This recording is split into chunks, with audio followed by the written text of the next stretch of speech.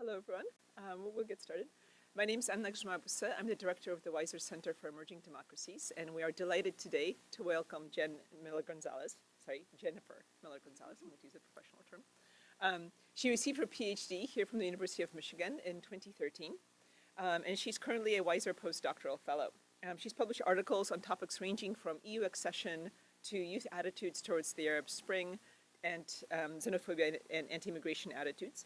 She has held numerous fellowships, including those from the National Science Foundation, and we're delighted to welcome her here today as she'll talk about redefining the nation, center-right party outreach towards ethnic minorities in Western Europe. Welcome, Jennifer.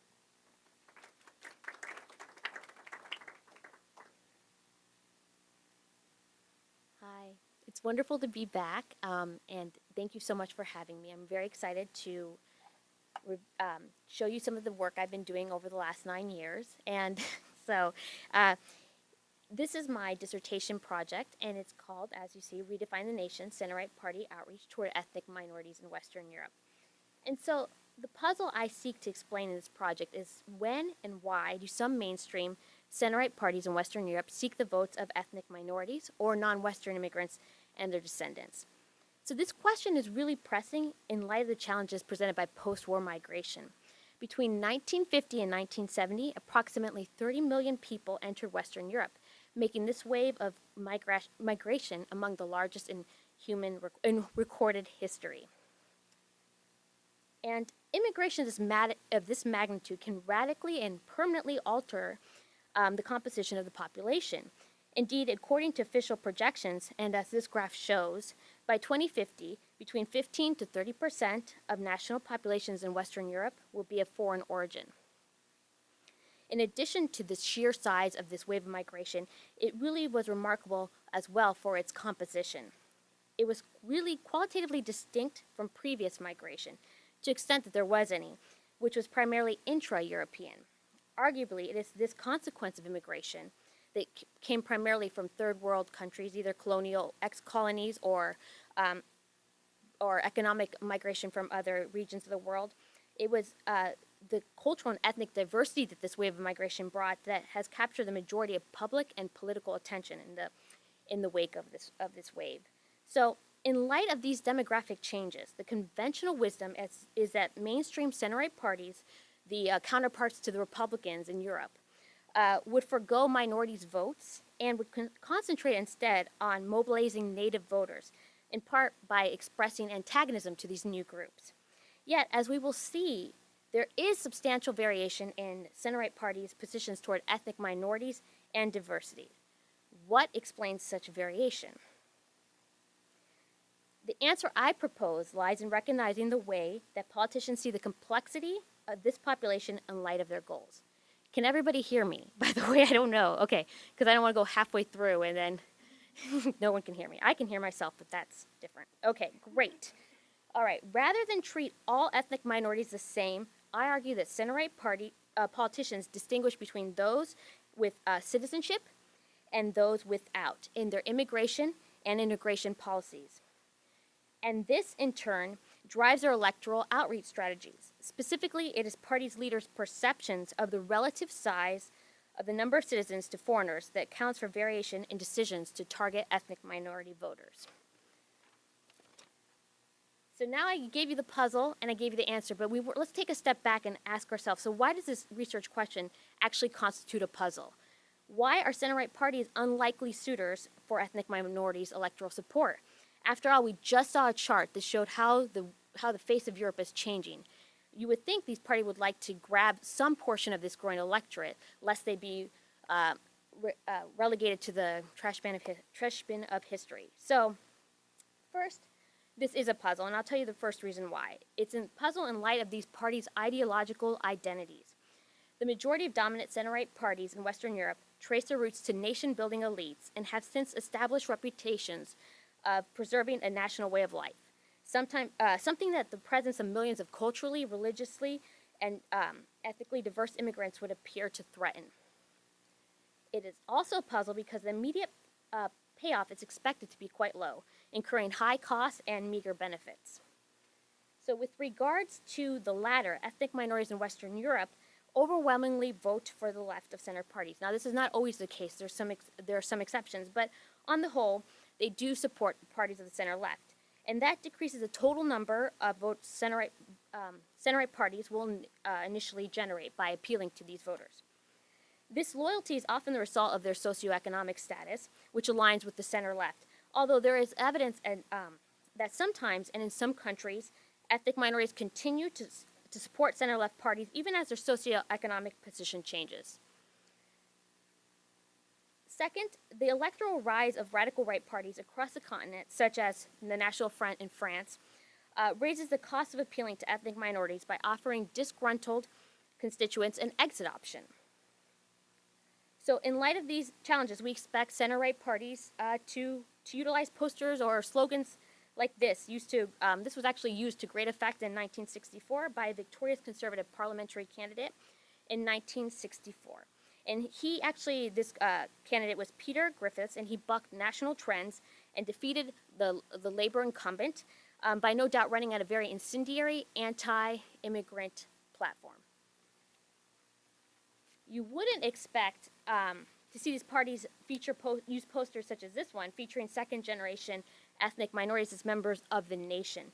And this was part of an internal body of the party, the Conservative Party, trying to appeal to these second-generation ethnic minorities. And it says, Labour says he's black, Tory says he's British. It received a lot of criticism as being very heavy-handed, but it definitely shows a shift in the tone of these parties. And it is worth noting, which I'm sure you all probably could surmise, that these efforts have met resistance. For instance, the French center-right party, the Union for a Popular Movement, the UMP, had made many strides in the 2000s to promote diversity both within the party and in the country as a whole through policy programs. These efforts were not universally embraced. For instance, on the blog Defrenchification, the party's acronym was changed to stand for One Mosque More, Un Mosque Plus, and this is just showing that these kind of overtures to Muslim voters were not met with universal acclaim.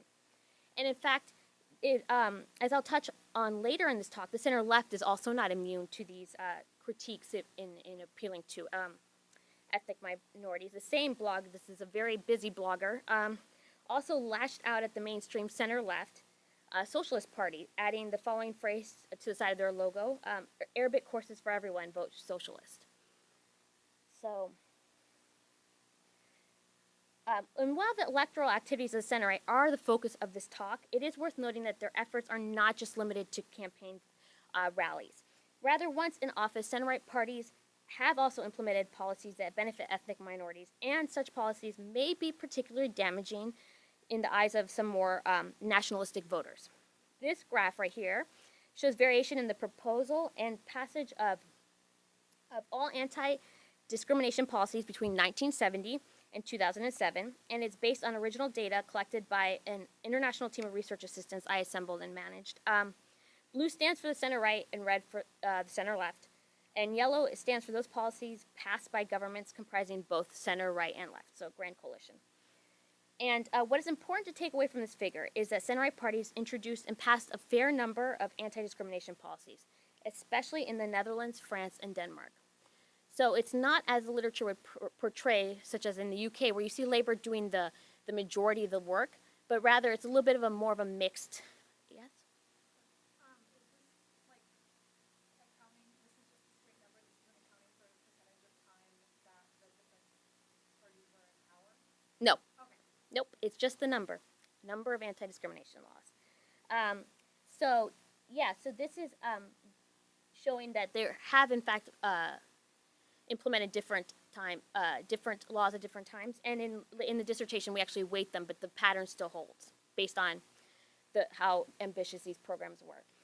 And I'll just give you one example. In the early 1990s, the Dutch center-right party, the VVD, was critical of the center-left's government policy to reduce ethnic minority unemployment, which consisted of a non-binding agreement made by a cooperative body of employers and workers.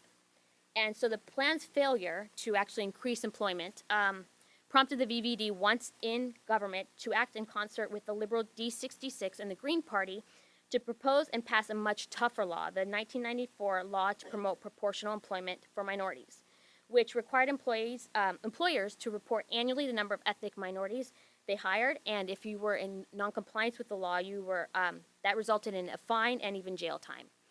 So it was a much more stringent law that was aimed at increasing ethnic minority employment. That said, I've just painted kind of a rosy picture. That said, not all center-right parties reached out. There is indeed variation. Through methods I will explain later, these graphs represent mainstream parties' appeals toward ethnic minorities during their national election campaigns. Again, the blue stands for, it's going to be a running theme. Blue stands for center-right, red is for the left, and the blue triangle represents center-right. And what we see is that points above the x-axis indicate an inclusive position toward ethnic minorities in their campaigns, while those below indicate exclusive positions. And just what I would like you to notice is that at sometimes the center-right party is more inclusive than the center-left, while at other times the relationship is reversed. We also see that in some places the two parties move in tandem, while in others they are adopting diverging paths.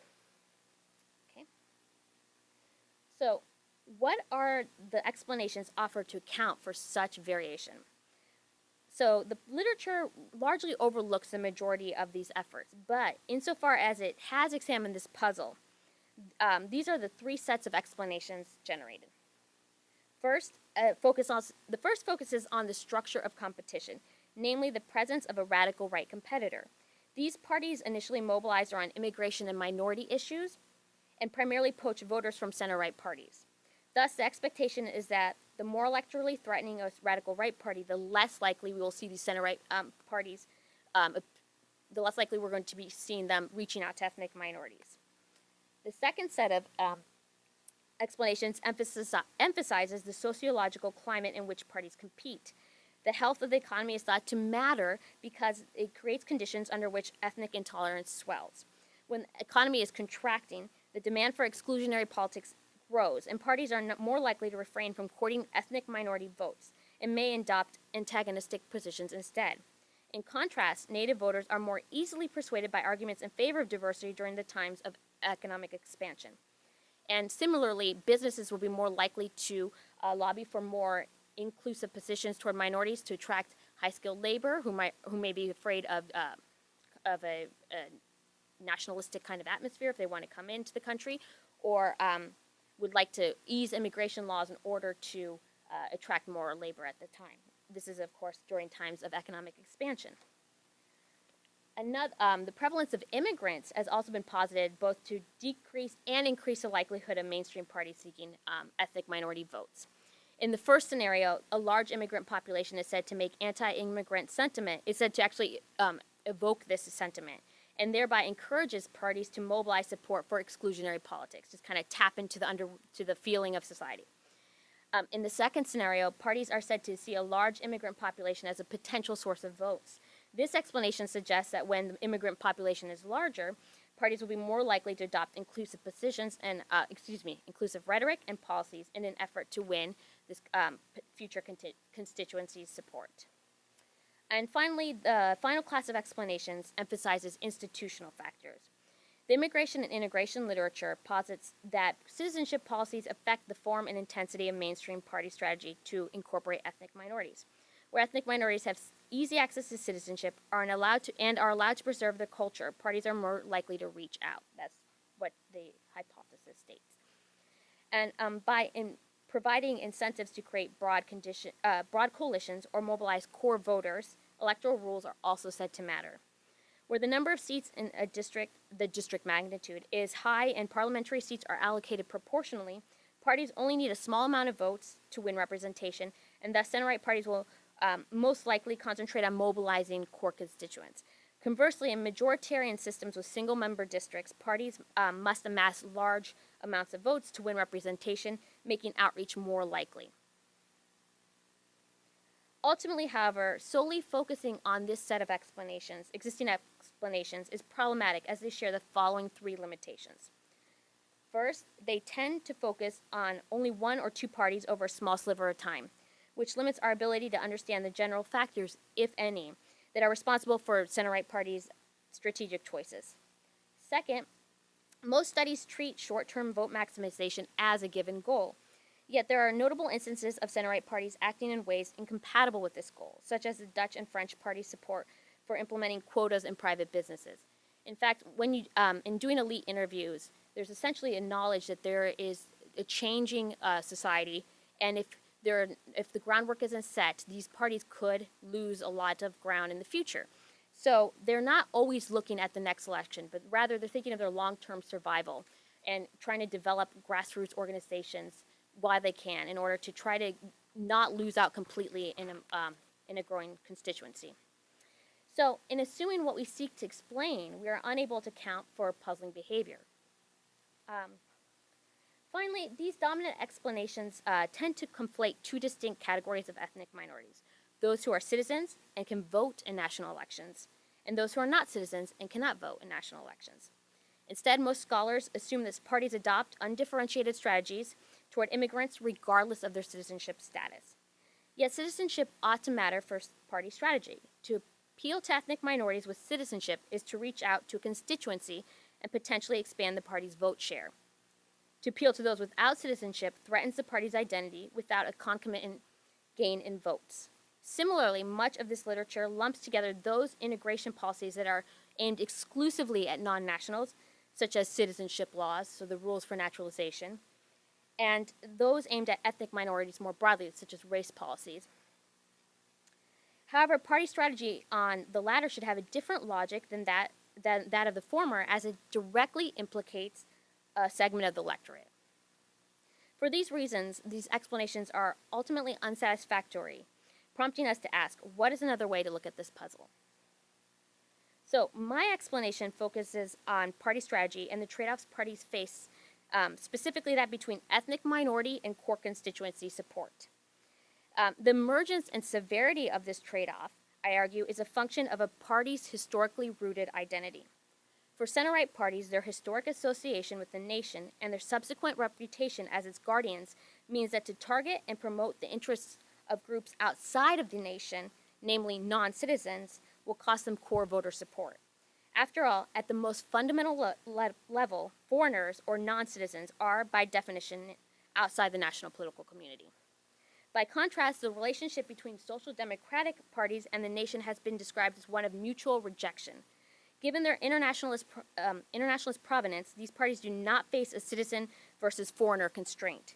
While they still may lose constituent support as a result of approaching certain ethnic minority groups, the legal status of the targeted constituency will not be the cause.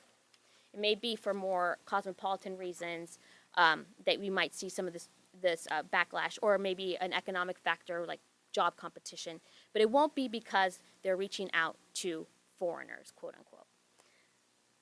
So, the source of the electoral trade-off presents the theoretical foundation for the following two empirical claims.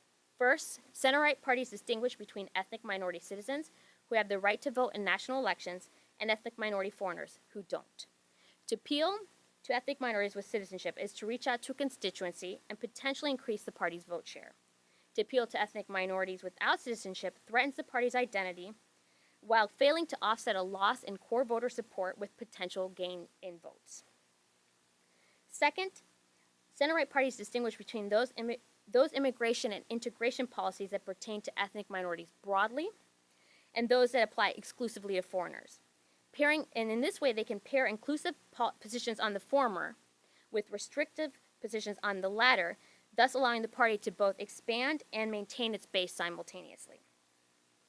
In doing so, however, center-right parties introduce an additional electoral trade-off: the intertemporal choice between preserving their current coalition and securing the votes of ethnic minorities in the future, including current ethnic minority citizens, current foreign nationals who naturalize later on, and members of ensuing generations who are able to become citizens. So this strategy may increase electoral performance in the short term by stirring core constituent support, while potentially losing the future support of a whole generation of voters, the long-term costs of having a more nationalistic and anti-immigrant position. By contrast, the center-left does not face as much of an intertemporal trade-off, as party leaders' positions on integration and immigration policies are not constrained by citizenship status of the intended beneficiaries. what determines the severity of these trade-offs? Well, the objective steepness of these trade-offs, I argue, depends on both the relative number of ethnic minority citizens to non-citizens, this what I call the citizenship ratio, and the movement of this ratio, how it's changing over time. So while changes in the citizenship ratio alter the severity of the trade-off parties face, it's parties' leaders' perceptions of the size and expected trajectory of the citizenship ratio that affects variation in the outcome of strategic choices. As many people like to tell me, party leaders don't sit and look at naturalization numbers and foreigner numbers and calculate the change, although there is some evidence that some of them have done this, but not as often as you would think, but rather just the feeling of, goodness, there's been a lot, we have a lot of immigrants. When I walk down the street, there's a lot of people who don't speak my language and who look very different than me. Or they'll say, you know what, we have a lot of, it seems to be a lot of naturalizations, or especially in times of after sporting events, believe it or not, where you say, oh, we have lots of very well integrated minorities. It seems like this is a real positive thing for the country. There's a general sense of that either the ratio is balancing one way or the other, or it's trending one way or another. So it's really what really affects what the outcome of strategic this choices is elites' perceptions of this value. And one of the means by which party leaders are made aware of this citizenship ratio is through sharp changes in its value.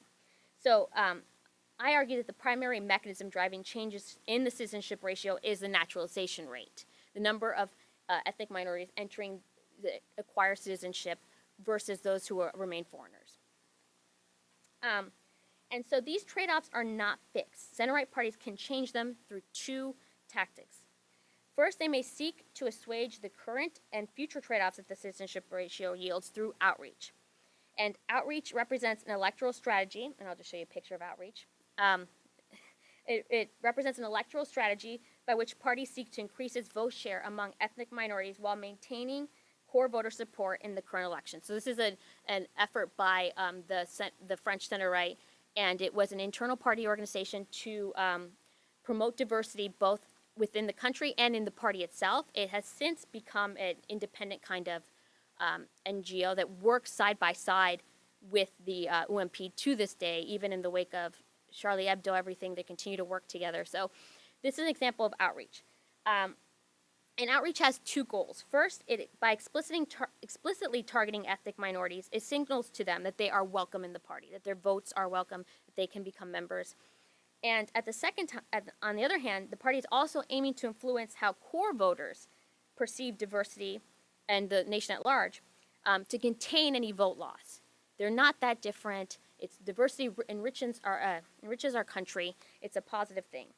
So by actively seeking to convince ordinary people of the advantages of diversity, as well as its compatibility with national identity, and notice that they tend to emphasize identity a lot in these appeals, the party influences how diversity is perceived in the short term. To assuage the long-term trade-off, parties engage in policy, the ways in which immigrants become citizens, so affecting citizenship policies, the steps through which they need to take to become citizens, whether it's language test, some kind of cultural test, anything to kind of increase the compatibility between them and the nation is a way that they can assuage this kind of intertemporal trade-off, as well as improving their socioeconomic status so that their material interests are in line with the party's constituents, and they would be more likely to support the party if their identity does not trump class in this case. So that is a future project. We're going to really focus on outreach today. So based on this theory, we can come up with some empirical implications and ways of testing these propositions. The first proposition that emerges is that center-right and center-left parties respond differently to foreigners. So what is a threat to the right is potentially a source of votes for the left. Center-right parties also reach out more when the citizenship ratio is larger. There are simply more votes to be won. Finally, large changes in the naturalization rate prompts more outreach. Actors take notice. If it's moving in a positive direction, it prompts more outreach. And then parenthetical is just if it's moving in the opposite direction. If the number of citizens is contracting vis-a-vis the number of foreigners, then they are less likely to engage in outreach. But it's really these sharp changes that catch elite's eyes. Okay, so how do we go about testing these propositions? Well, I adopt a statistical approach that facilitates comparative analysis of mainstream parties' outreach efforts across a variety of institutional and competitive contexts. The analysis that follows examines variation in outreach strategies across these 6 Western European countries from 1970 through 2010, which is 5 years ago, but this takes forever. So this case selection provides variance on key environmental factors. For instance, electoral formulas range from majoritarian in France and the UK to a mixed system in Germany to proportional, Denmark, Sweden, and the most proportional, the Netherlands. And within these types of electoral systems, there's also variation in the peak performance of the radical right, the average size of the foreign population, measured as a percentage of the national population, and the ease by which foreigners may become citizens, as indicated by the citizenship regime. And then, so in these countries, I examined variation efforts by the following 6 center-right parties: the Danish Conservative People's Party, the French Gaullists, the German Christian Democrats, the Dutch People's Party for Freedom and Democracy, the VVD, the Swedish Conservatives, and the British Conservatives. I selected these parties based on their electoral dominance of the right ideological bloc in their respective country, which I define on the basis of their ideological position on the left-right economic axis as measured by expert surveys, and also based on their link to nation-building elites. And that is why the liberals were not chosen for Denmark or Sweden. Really, these were the landowning elites that helped build the nation during that the time of nation building. And so these parties can trace their roots to those elites, and hence this idea of national identity is intrinsic to their origin and to the parties today. And by virtue of selecting on electoral dominance as well, these parties, this means what these parties do matter. These parties are frequent government actors with sizable electorates. The stronger of these parties have greater media access, which facilitates the communication of their message to the wider electorate. Moreover, their status as governmental players means their programmatic stances may actually affect those of smaller parties who are jockeying to enter government. As a result, they are able to set the contours of public debate, influence individuals' views of minorities and diversity, and alter the position of ethnic minorities in society through policy. So, the data set I had created features 130 elections in these 6 countries, and I used the Comparative Manifesto project to calculate my dependent variable, which we'll be shortly going into, and to gather information on key independent variables, namely its number of citizenship acquisitions, migration flows, and the size of the resident foreigner population. I went to the library and gathered data from statistical yearbooks from each country through 1970 all the way onward. And I will tell you why I did it that way as opposed to your friendly online source. Let's start with the dependent variable, though. So how do we measure the extent to which center-right parties engage in outreach as a short-term electoral strategy? Well, there's a variety of ways that parties can appeal to a potential constituency. Party collaborations with community organizations, visits to areas with high concentrations of ethnic minorities, and the use of diversity in campaign materials all signal that the party welcomes ethnic minority support. Yet one method common to all parties is appealing to ethnic minorities in their manifestos, their party manifestos. I thereby generate a standard indicator of mainstream parties' positions toward ethnic minorities using data from the Comparative Manifesto project. These data leverage national election manifestos to code a party's emphasis and position on 56 issues. The total number of manifesto sentences dedicated to each category is recorded as a percentage of the total number of sentences in a manifesto. So I construct an indicator, much in line with the literature, based on 4 categories that either address issues of cultural diversity linked to immigration or directly appeal to ethnic minorities. P.S. This is what you saw in the earlier graph for us that I'll get to it later. So we're here. So this is what we measured. So the 4 categories include 2 positive mentions, support for multiculturalism and favorable references to underprivileged minority groups, and 2 negative mentions, opposition to multiculturalism and support for nationalistic way of life. Together, I used these to create a party's outreach precision score, measured as the relative balance of pro and con text units, taken as a proportion of all the text that's on the subject. So it ranges from -1, which means it's completely negative appropriately, and then to a +1, meaning it's all positive. So that is our dependent variable. I then used the change in the naturalization rate as a proxy for shifts in the citizenship ratio. The naturalization rate is calculated by taking the number of citizenship acquisitions at the end of a year and dividing it by the number of foreigners, the size of the foreigner population, at the beginning of that year. And to my knowledge, and this may have changed, this is the first study to use a quantitative indicator to help of naturalization to help account for parties' positions on diversity over a significant time span and across a large number of countries. Yeah. So, is the change in naturalization rate like the change from the previous year? Yes. Or, okay. Yeah, it's just the previous year. So if it's election, it's in 1996. That's 1996 minus 1995. So this allows us to kind of quantify what I consider as really moving this ratio. But why do scholars shy away from using this naturalization rate? Well, the first is it's difficult to acquire for over more than 10 years' time. And this may be like 20 now, given when I started doing this, it was 10 years. So when you go online to look at like Eurostat, they go to 1990 approximately, and then before that, there are no numbers essentially. I mean, for some countries there are, but it's really spotty. So that's the first obstacle. The second is it's generated by, some scholars object to it being generated by national immigration data, and thus say that it is not comparable across countries. Well, I compensated for these shortcomings by gathering data from national statistical bodies for the year in question, and they have been taking statistics pretty religiously since the early 60s. And this assuages some of these concerns because what matters is that this theory is what elites perceive of the ethnic minority population, measured and understood in categories relevant to them. So this is the data they would have seen.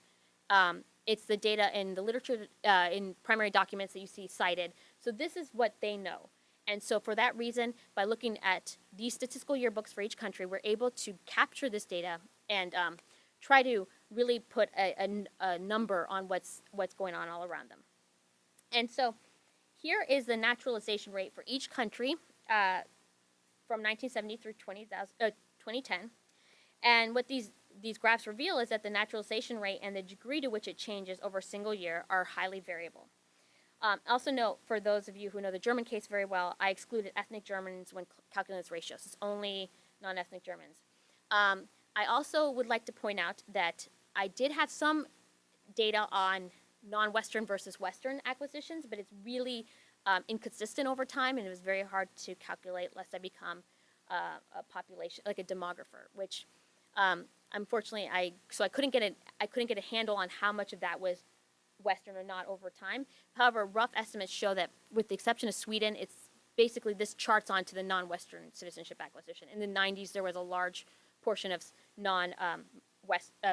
Western immigrants attaining citizenship in Sweden. But other than that, this is pretty much closely proxies the ethnic minority naturalization rate. Okay, so this is what's really going to be at the heart of the analysis that follows. So to test statistically the claim that center-left and center-right parties respond differently to environmental, institutional, and competitive conditions, as well as to features of the ethnic minority population, I estimated a fully interactive pooled sample regression. So that is, in each model, I interact the key independent variables with the center-left dummy, coded 0 for center-right and 1 for the center-left. And in this way, we can check for party family heterogeneity just with a simple t-test on the interaction terms. I also included panel-corrected standard errors to account for the use of different countries. And I had lag-dependent variables to control for autocorrelation. And it wasn't serial auto. The lag worked, so John's here, so it's making me nervous. But to control for autocorrelation, we have the lag-dependent variable. And there's also decade trend variables to capture some decade-specific events. All right.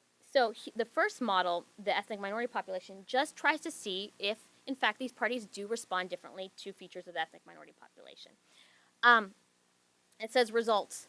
So as you can see here, the change in the naturalization rate is, does this work, by the way, or am I going to, oh, okay, here we go.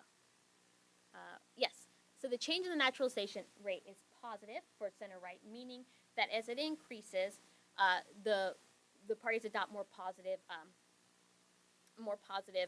language in their manifestos. Notice that the interaction term between center-left and the change in naturalization rate is also statistically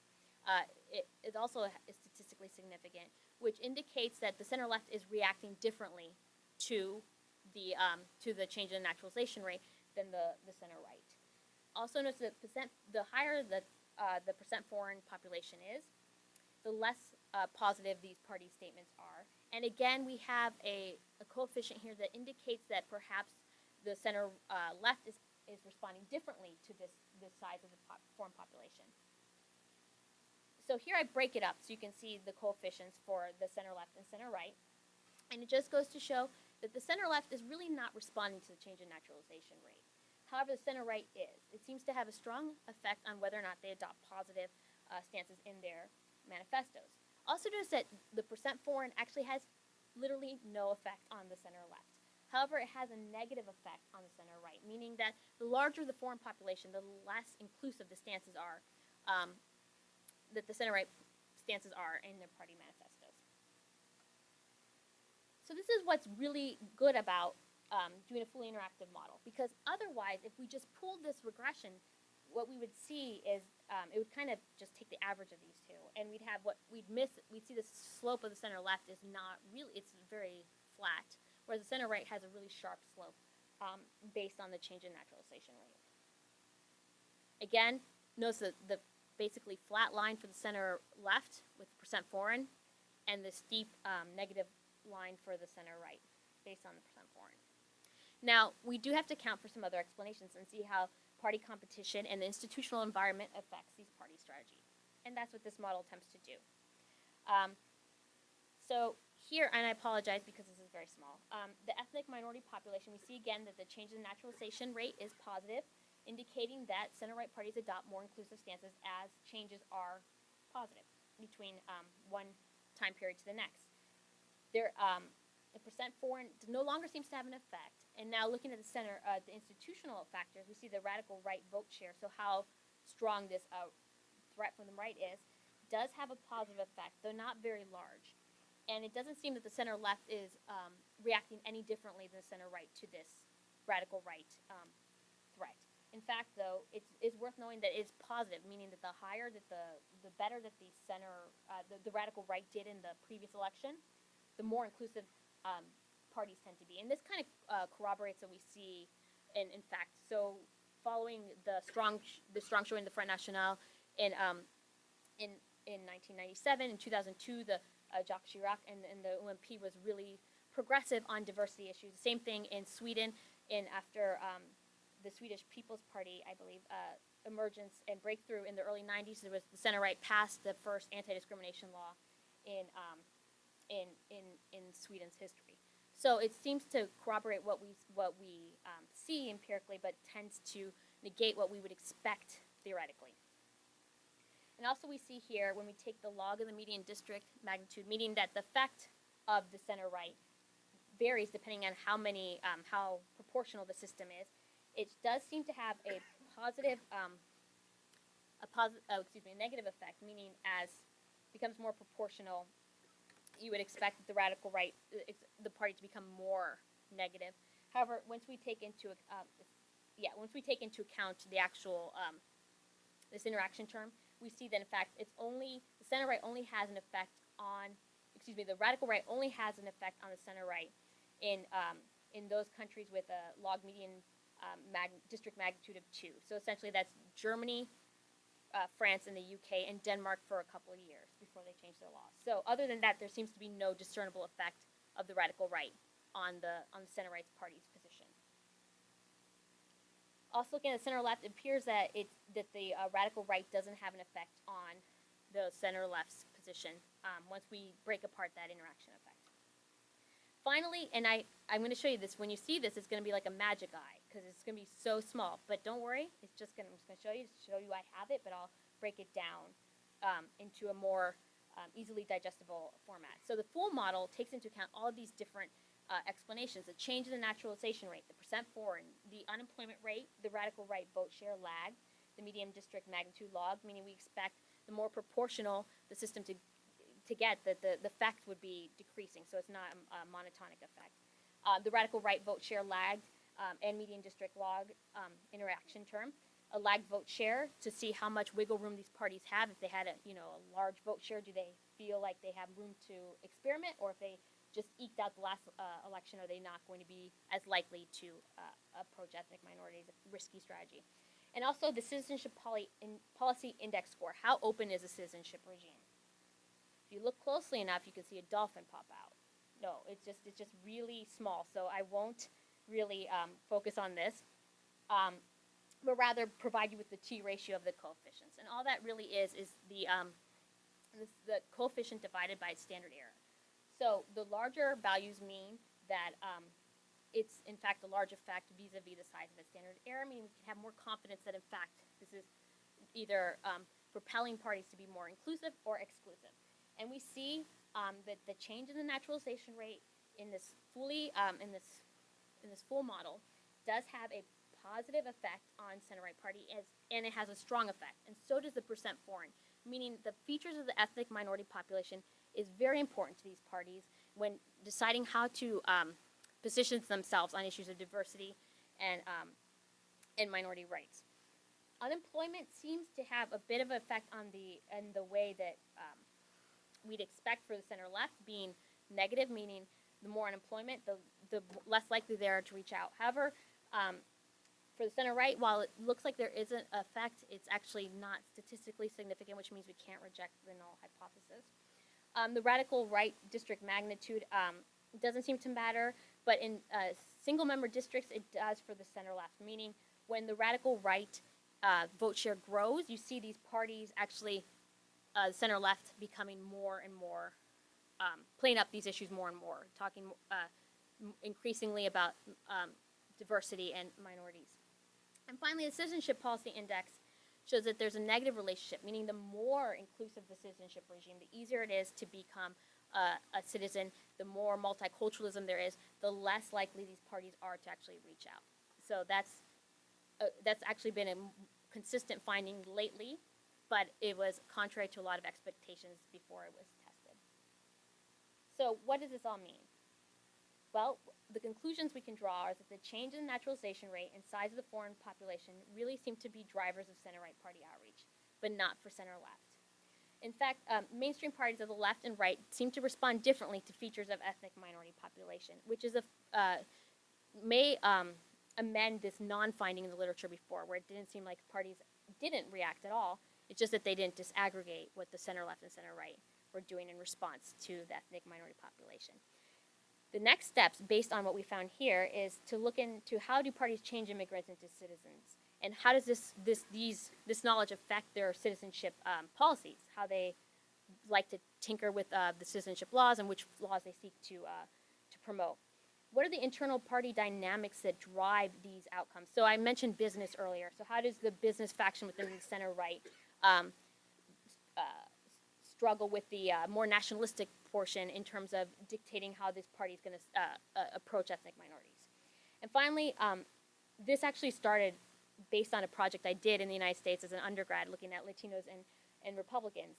And so I would like to take this theory back and look at how the Republicans react to the growing Latino population based on naturalization. And if you want to put it in the American context, just think about how Republicans talk about aliens and path to citizenship, which they decry, and then speak Spanish at their next party meeting and seek to cultivate Latino business owner support. So there seems to be a there, but I have yet to embark on any testing, and so I hope to find to test this later and show all of you, maybe at this rate in 10 years, what I find. So Thank you very much. I'm really looking forward to your questions, and I appreciate your patience and your time.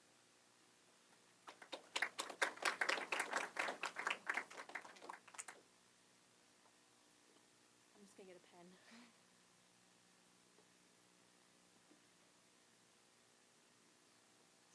So I guess this is a Q&A part. Yeah, Cassie? So thanks, Jen, for this great talk.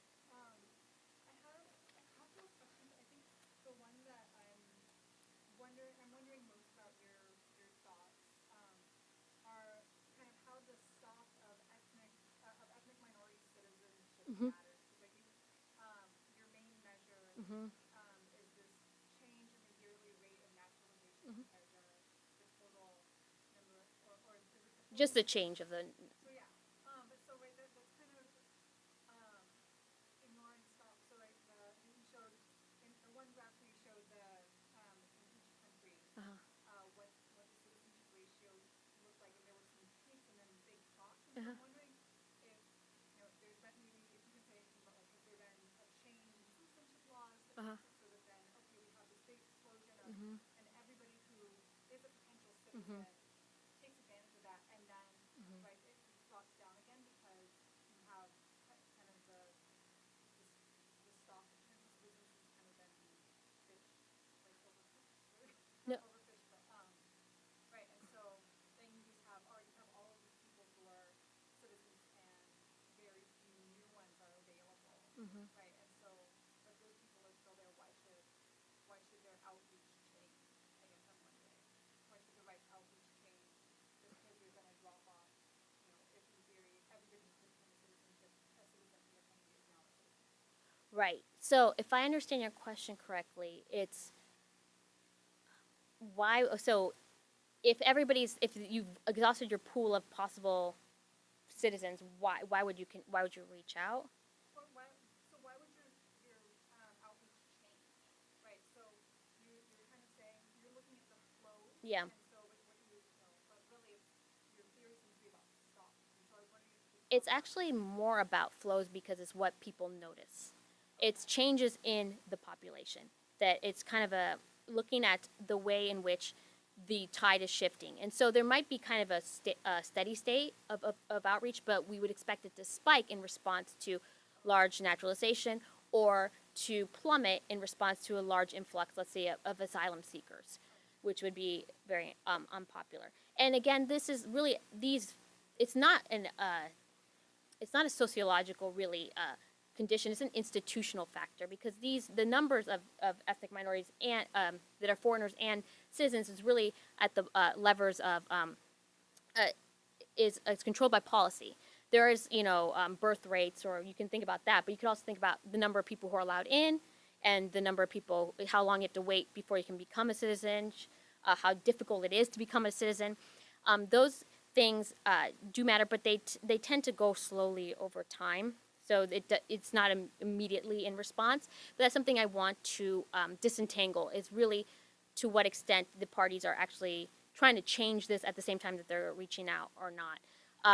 And the reason I didn't look at stocks in and of themselves is that they don't exist. I don't know the size of the ethnic minority population without citizens in a lot of places because that data is not taken. So in France, it's illegal to take that information to take that data.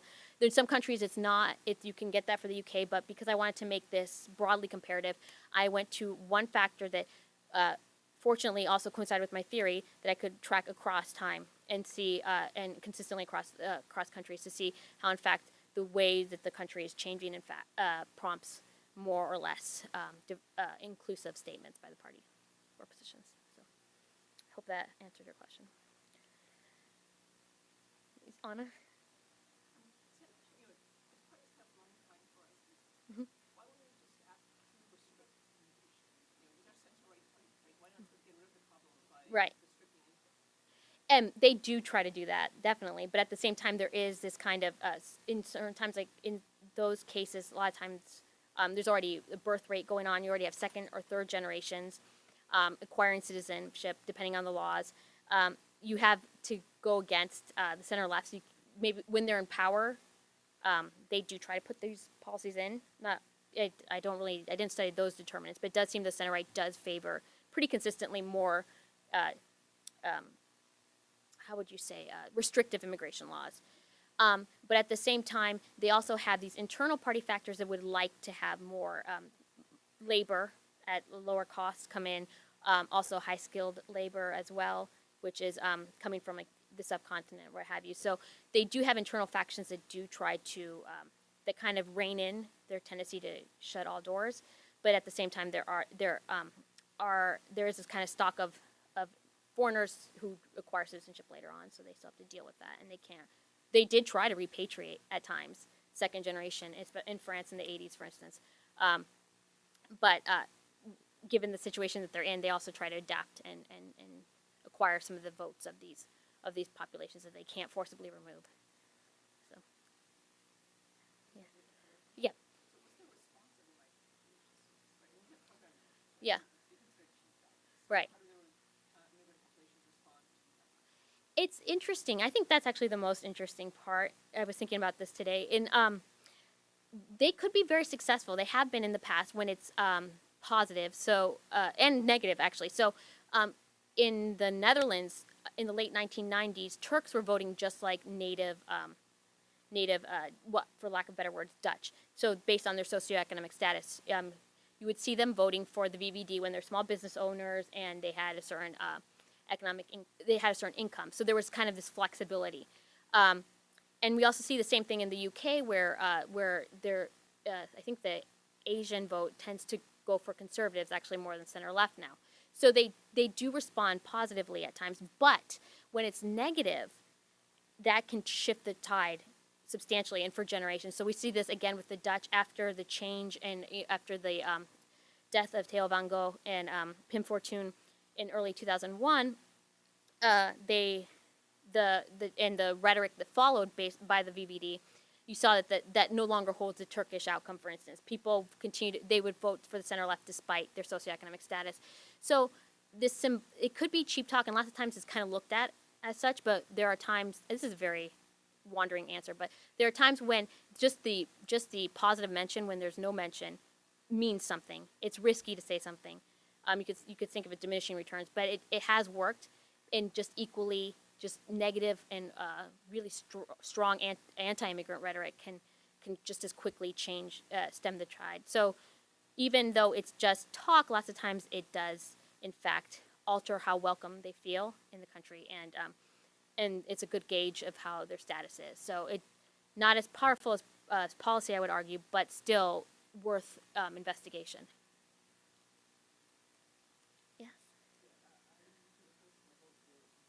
Mm-hmm. Mm-hmm. CMP.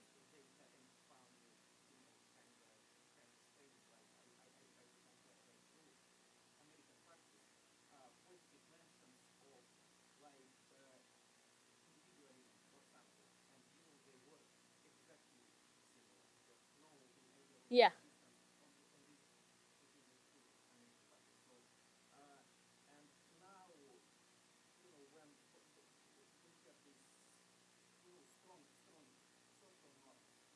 Mm-hmm.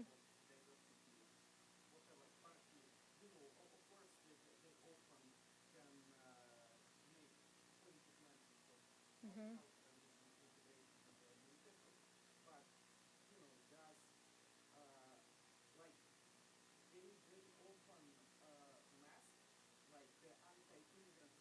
Mm-hmm. Mm-hmm.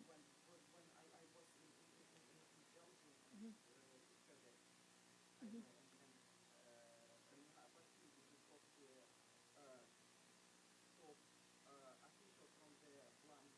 Uh-huh. Uh-huh. Yeah. Right. Right.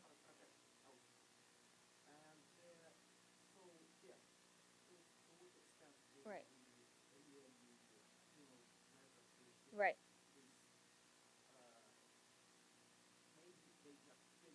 Mm-hmm. Right. Well, that's kind of part of my argument that they do that.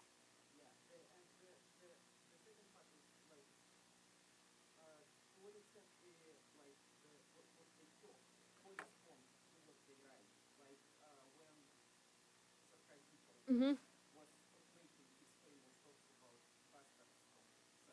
Yeah. Was it reflected in the manifest or not? Because it's not, Mm-hmm. what we just see, how people, well, yeah, we are accepting this in the manifest, but start talking in the development. Well, okay, so those are excellent questions. On your latter point, you see it's actually net zero in that time. In fact, Sarkozy's if it's net zero, so they were saying just the things you said, as well as positive mentions. This was a time that we had they had the first anti-discrimination body in France. We saw the promotion of ethnic minorities for the first time in cabinet positions of high prominence, and this was all at the same time. There was what I say is this kind of double this bifurcated strategy by which they can try to be strong on law and order, and at the same time also appeal to the ethnic minority population. So, regards to the first question, it's imperfect, but I would argue against this kind of trend towards liberalization. In fact, you see a lot of variation. People are not just in the Netherlands. It's been the language has been really vitriolic in the last from 2002 onwards, 2010. Things I wouldn't want to repeat here have been said by prominent politicians, and there was a norm against it in the 90s, and there was a norm. There was no norm against it in the 80s. So I would say that in fact that is captured in this data and is largely reflective of these parties' positions. So it tells us what we want to know in terms of how these party stances are toward ethnic minorities. They're not perfect, but they do correspond to a lot of what these parties are doing internally, what they're doing in their campaigns, and how they're really approaching these issues.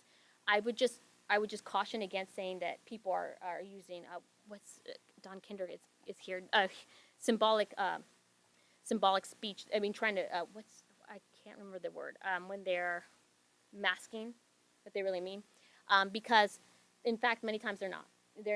They are very very direct, and so this variation contradicts what you would expect if what you're saying is true.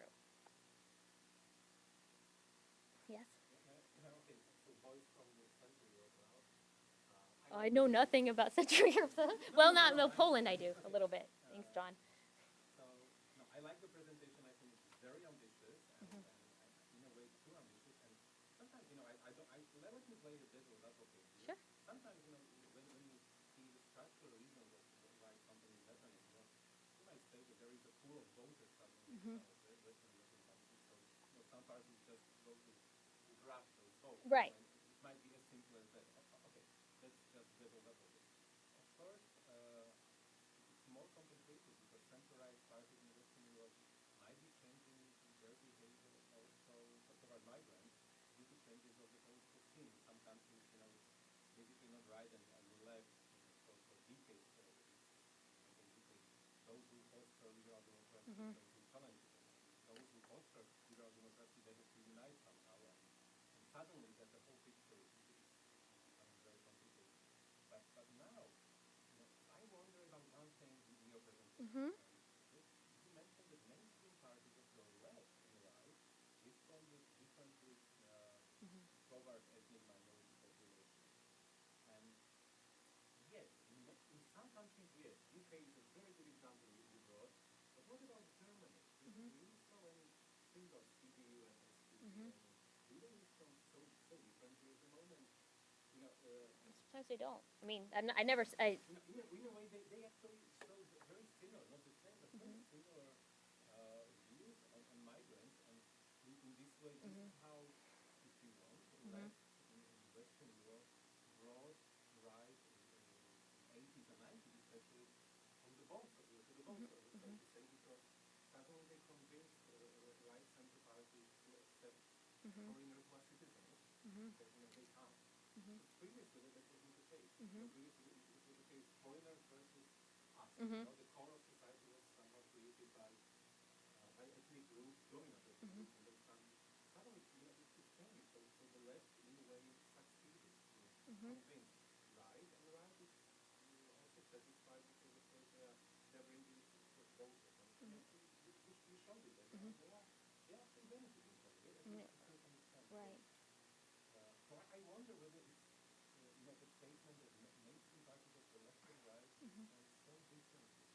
it's not their response. Well, I'm saying it's the determinants. So I don't do a very good. I'm going to be the first person to say it. I didn't do a very good job modeling what drives the center left's positions. And I had a colleague who did look at this, and they would argue that it's party competition, and I don't take into account, for instance, what the Greens are doing, or are more finer grained analysis of their constituency. So changing from being a blue collar representative to this more what's it post cultural post material kind of positions. I'm sorry, I've been out of the game for a bit.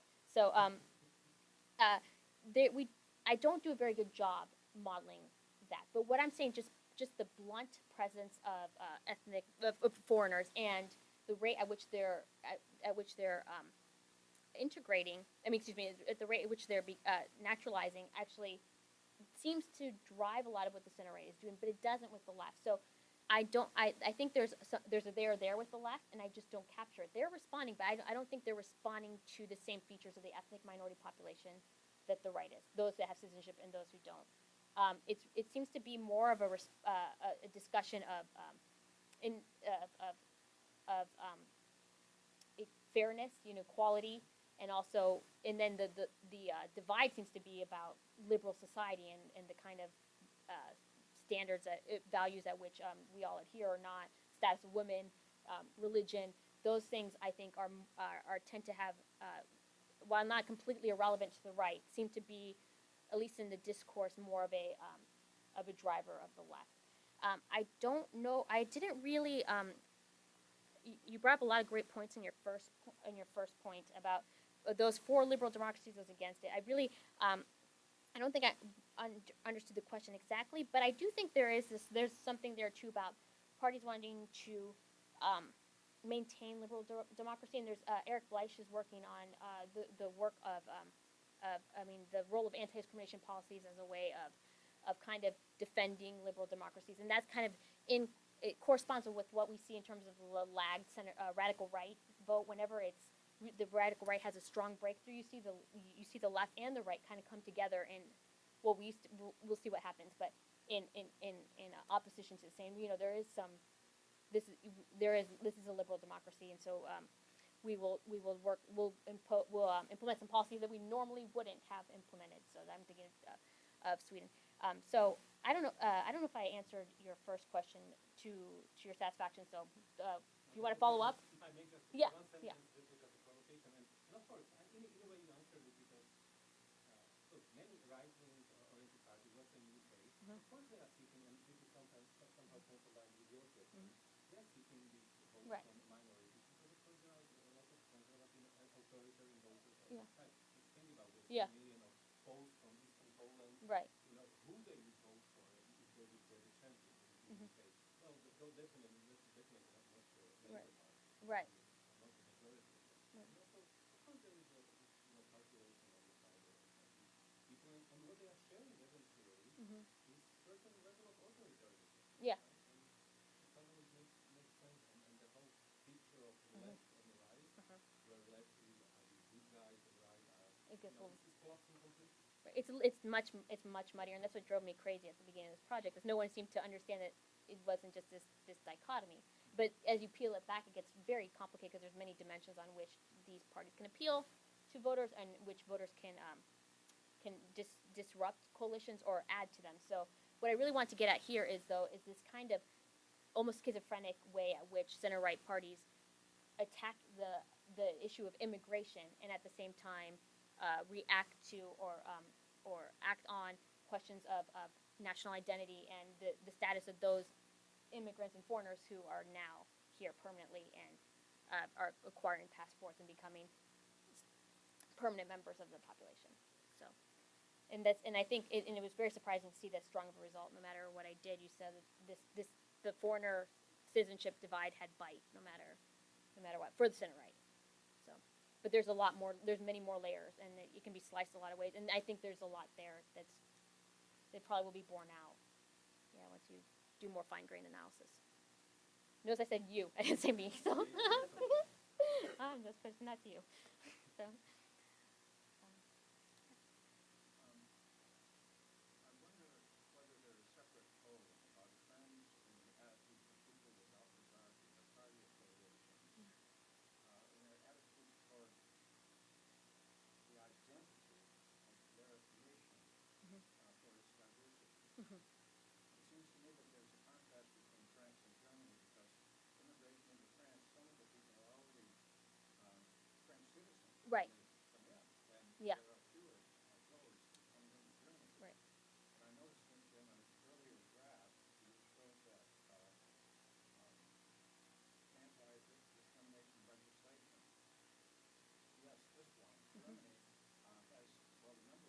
really small, tiny. Germany has far fewer, perhaps because there's not as much concern Mm-hmm. about diversity in Germany. And also there's more political agreement about it because more of those laws were passed by coalition. Mm-hmm.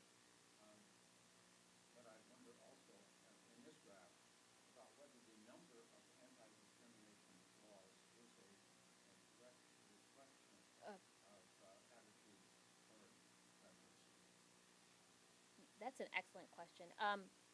So, and I did look at this a little bit, and what you see is actually it's a very interesting picture, being that you find, for instance, in countries with the most permissive citizenship regimes, where it's the easiest to become a citizen, where multiculturalism is was the norm or is the norm, that attitudes are actually more anti-immigrant, more about protecting the nation, and we saw this actually have an effect on the laws themselves in the Netherlands, which used to have a very, very permissive system, and now it's becoming even harder and harder to become a citizen in the Netherlands. So it's not a perfect one-to-one in terms of the attitudes of the population and the laws, whether or not proceeds or follows. In fact, sometimes these laws that come into effect are an effort to change attitudes. So I'm going back to Sweden. The 1991 anti-discrimination law was, in fact, the main purpose, based on internal party documents, was to change prevailing attitudes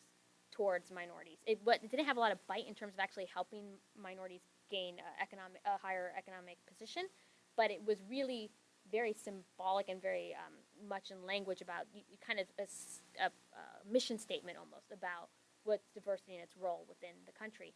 So I think there's a lot of temporality that goes into effect, like, the timing of these laws and what was the mechanism, what kind of was the fillip behind that, and also these long-standing national traditions, which you can't completely ignore.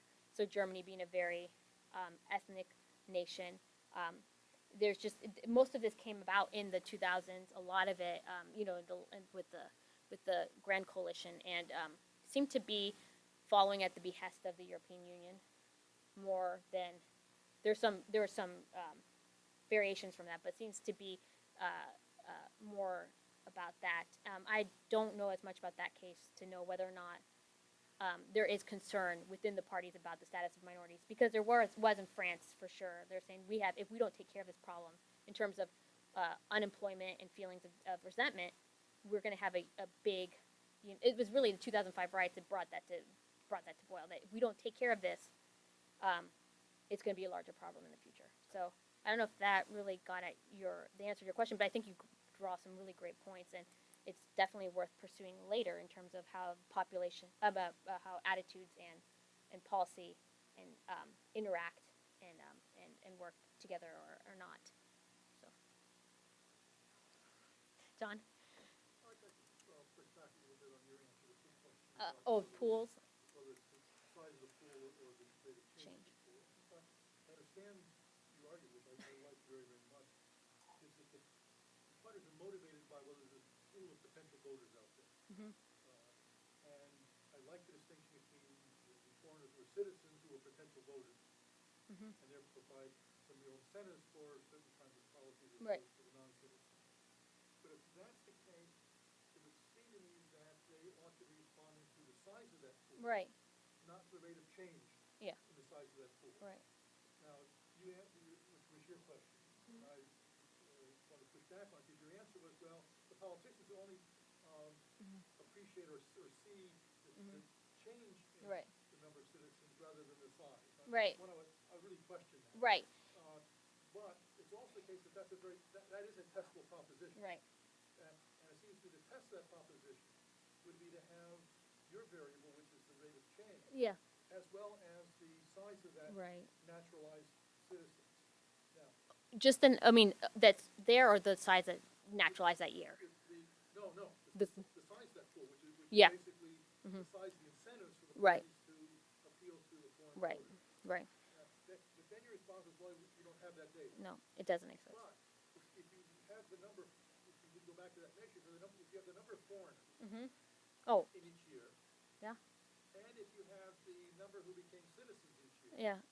then over time, Right. you ought to be able to add up the number who I are tr- becoming citizens and get a pretty good measure of the size of that Oh, pool, I not tried just that. the rate of change. I tried that, and there's a lot of actually demographic variables, and I literally like got a population book, and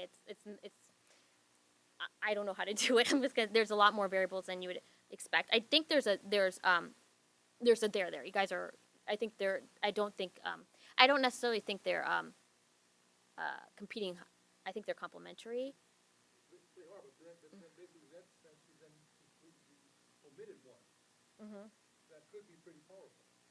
Yeah, and And the place that really, then, as she picked up, really becomes important is if the rate of influx of foreigners slows down, and if you can turn them into citizens, right, your naturalization ratio is going to get small.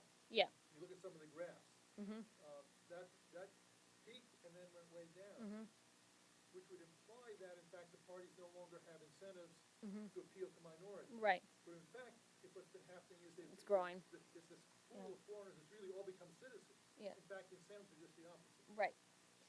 So if the pool of foreigners becomes citizen, that means it's, but the rate at which that's changing is slowing down. Yeah, because there aren't that Right. many more left to become citizens. Wait.